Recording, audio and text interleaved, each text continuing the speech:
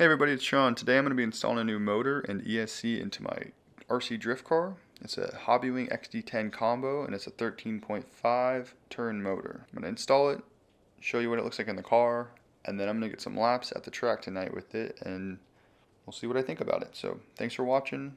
Like, comment, subscribe. Alright, I just got the motor and ESC installed.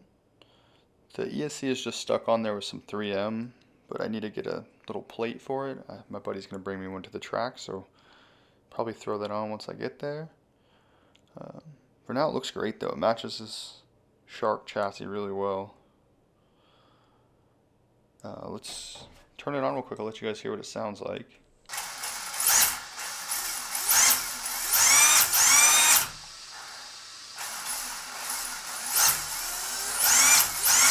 We're going to test it out. I'll get some video for you guys. I'll throw them in.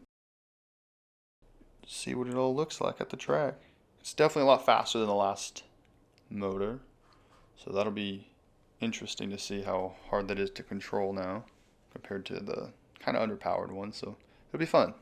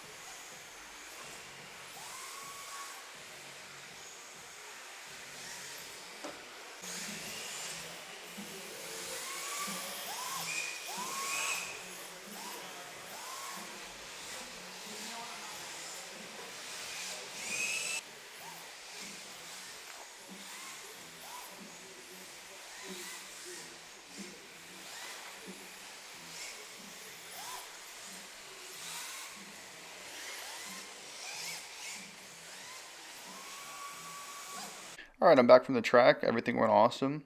Had a few good laps, had a decent bit of bad laps trying to figure out how to run with the extra power, but everything went really well. Cleaned up the motor a little bit when I got home. I also laid the motor back a little bit more on this chassis after getting some suggestions at the track.